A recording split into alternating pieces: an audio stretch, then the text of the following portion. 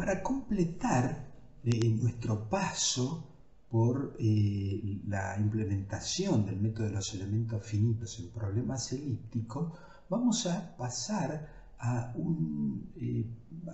unos problemas particulares en los cuales es necesario cambiar o adaptar un poco la metodología de base que fue la de Bubnov-Galerkin. Y estos son los problemas asociados a una capa límite. Entonces, reformulamos nuestro problema base para ir hacia un tal tipo de problemas. Y para ello lo que hacemos es agregarle términos advectivos, tal como se muestra en el primer renglón, U de U A de X más B de U A de Y. Transporte por la corriente en un fluido sería la interpretación física. De hecho, también le agregamos una viscosidad, digamos, o una difusividad al término difusivo. La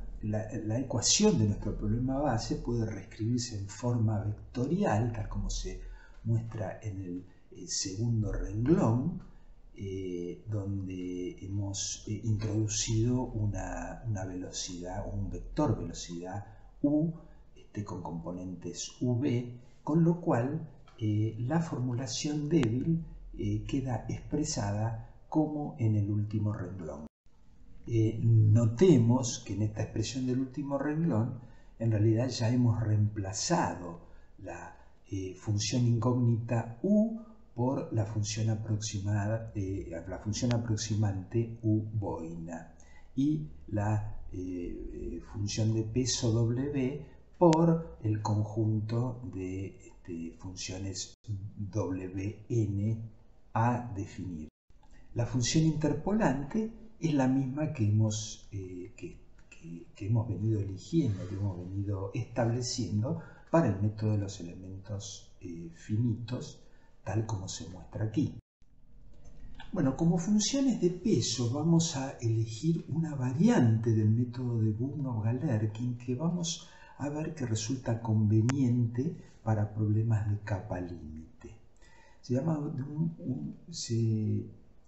Trata de un método denominado de Petrov-Galerkin, en particular del SUPG, que por sus siglas en inglés Streamline Upwind Petrov-Galerkin, y que ya su nombre indica que apunta a algún tipo de upwinding, tal como hemos ya explicado en el caso del método de las diferencias finitas. Aquí mostramos la expresión de la función de peso que para cada una de las partes de esa función de peso que se desarrolla sobre cada uno de los elementos que convergen al nodo n, que hemos llamado m sub l, no solo está la función de forma, sino que esa función de forma nml de kl está corregida por el gradiente de esa función de forma proyectado sobre la dirección de la velocidad, lo cual se ve con el versor U flecha sobre módulo de U flecha. Y esto está multiplicado por h, donde h es una escala del tamaño de celda en ese nodo, y alfa es un parámetro que vamos a establecer más adelante como la forma más adecuada a los fines de obtener la máxima precisión. La introducción de ese factor de escala h está hecho a los fines de que si estamos trabajando con dimensiones, el coeficiente alfa resulte adimensional. Entonces h, que sería dimensiones de longitud, compensaría las dimensiones de 1 sobre longitud que traería el gradiente de n. Obviamente la función de peso es 0 fuera de los elementos que convergen a ese nodo n como siempre. Para ejemplificar luego cómo opera esta metodología que estamos planteando, aquí volvemos a presentar el caso unidimensional de la ecuación de nuestro problema base, que tiene una solución cerrada expresada en términos del número de Peclet. Recordemos que en problemas de capa límite justamente el número de Peclet es mucho mayor que 1. Entonces esto nos va a permitir hacer comparaciones entre la solución numérica obtenida con el SUPG y la solución analítica del problema. La formulación débil del caso 1D se muestra en la primera línea, donde ya se ha hecho el reemplazo de la función incógnita u por la función aproximante, y también aparece las funciones de peso Wn, que en el segundo renglón se han particularizado para el caso unidimensional, en donde en vez del h hemos introducido o sea, el delta x, como lo llamamos en el caso unidimensional, y ya estamos mostrando la forma de la función de peso a ambos lados de un nodo n que en definitiva, como hemos mostrado antes, digamos, coincide con la numeración m del elemento posterior, y eso es lo que está mostrado en el gráfico inferior. Observemos que como el gradiente de las funciones de forma va a ser constante, dado que se trata de segmentos de recta, las funciones de forma, o en el caso bidimensional serían sectores de plano. En cualquiera de los casos dan valores constantes, con lo cual la corrección a la función de peso lo que produce es un desplazamiento hacia arriba o hacia abajo. Ahí en el gráfico se muestra el caso, bueno, planteando que alfa sea mayor que 0, da un desplazamiento hacia arriba de la función de peso hacia la izquierda, digamos, y un desplazamiento hacia abajo, de modo que no llegan no dan el valor 1 en el centro, sino que una da un valor un poco más grande, otra da un valor un poco más pequeño. Al representar h por delta x, el mismo delta x hacia ambos lados, obviamente estamos asumiendo un paso uniforme, lo cual no es estrictamente necesario, sino que lo estamos haciendo para llegar luego a una forma de la ecuación algebraica final que sea directamente comparable a las que hemos digamos, desarrollado para diferencias finitas, simplemente por eso. En el primer renglón aquí se muestra explícitamente la forma de las dos funciones de forma que están involucradas en esta ecuación, que son segmentos de recta, tal como hemos dicho. Bueno, entonces sus derivadas dan un valor constante, básicamente más o menos 1 sobre la longitud del elemento. Entonces, cuando tenemos que obtener la derivada de la función de peso respecto de x, tomando la formulación SUPG, que es lo que aparece en el primer término de la formulación débil, resulta que el término agregado del SUPG, siendo una constante, su derivada da 0. Significa que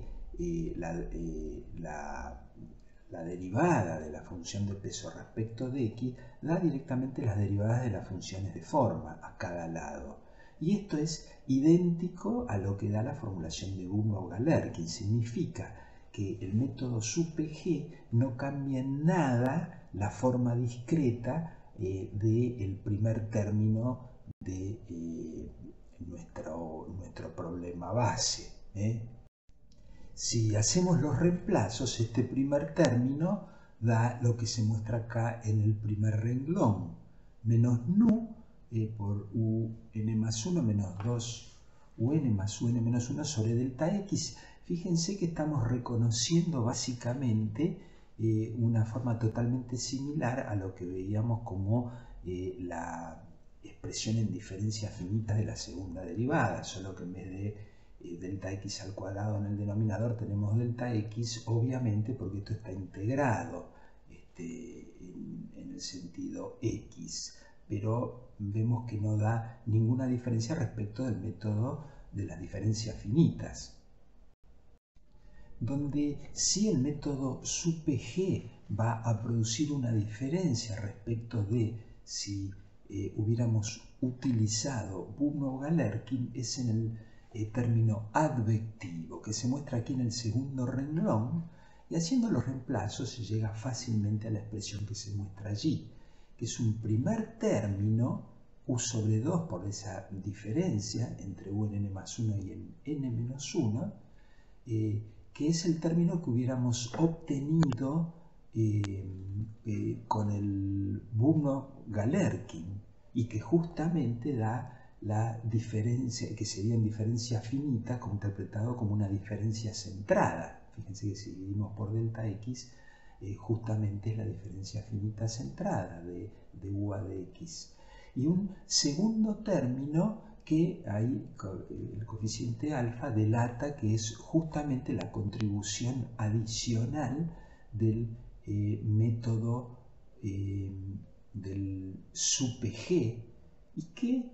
vemos que tiene una forma que se parece bastante a a una discretización de un término de derivada segunda. Entonces, haciendo los reemplazos correspondientes, la expresión final de nuestra ecuación ensamblada es la del último renglón, donde aparece el primer término, que es el de difusión, un segundo término, que es el término advectivo, que en realidad hubiera surgido con Bubnov-Galerkin, y finalmente el término advectivo, que es la contribución adicional que da el Petrov-Galerkin.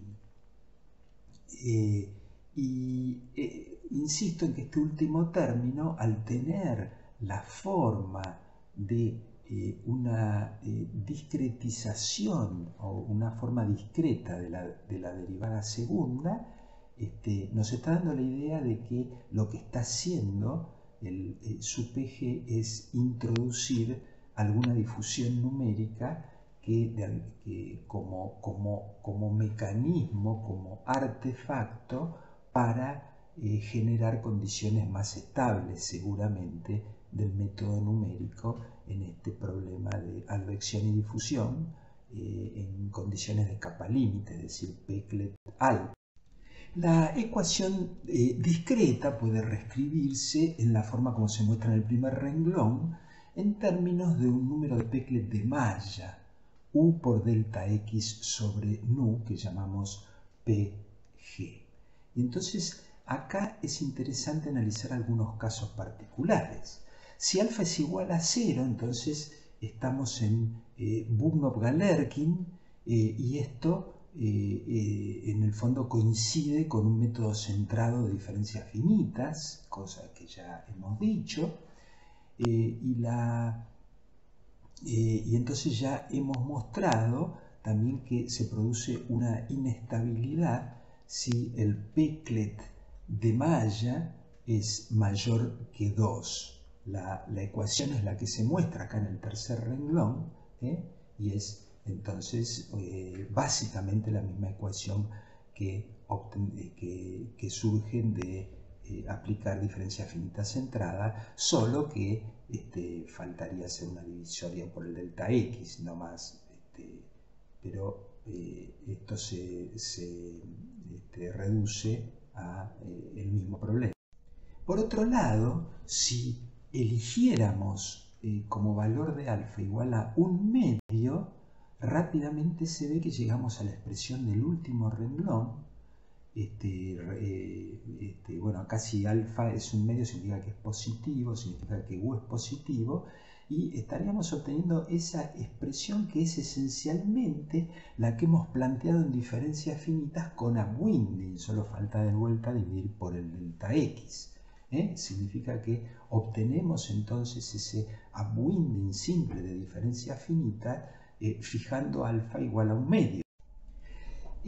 Fijémonos qué sucedería si el primer término de la ecuación en diferencia que hemos mostrado en la diapositiva anterior se elige igual a la cotangente del número de Peclet de Maya dividido 2. Entonces la ecuación en diferencia quedaría como se expresa en el segundo renglón. Resulta que si tomamos la solución analítica que volvemos a repetir en el tercer renglón, se puede ver muy fácilmente que verifica exactamente a la ecuación numérica. Eso significaría que, salvo error de redondeo, resolver el problema numérico con esa elección particular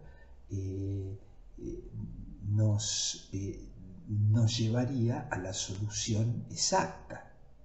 es decir, la solución analítica. Haciendo el despeje del valor de alfa de lo que impusimos en el primer renglón, queda que alfa es igual a la expresión del último renglón en medio de la cotangente de PG sobre 2 menos 1 sobre PG. ¿Sí? Entonces, este sería el valor de alfa óptimo, que obviamente solo aplicaría, digamos, en principio, aplicaría a este problema simple, ¿no es cierto?, unidimensional con paso uniforme. Sin embargo, podemos digamos, llevarnos este resultado a un contexto general. Pensemos en nuestro problema bidimensional y entonces lo que podríamos hacer ahí es utilizar esta expresión con un Peclet de Maya que utilice un valor local representativo del paso de Maya. En vez de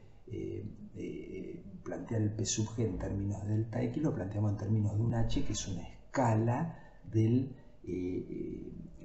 la dimensión de los lados de nuestro elemento finito, ¿sí? Y entonces con eso estaríamos tratando de aproximarnos de alguna manera a una condición óptima, a un valor óptimo para alfa, que sería el recomendado para ser utilizado y que se podría programar, digamos, fácilmente para ser calculado, ¿no?, por un código numérico.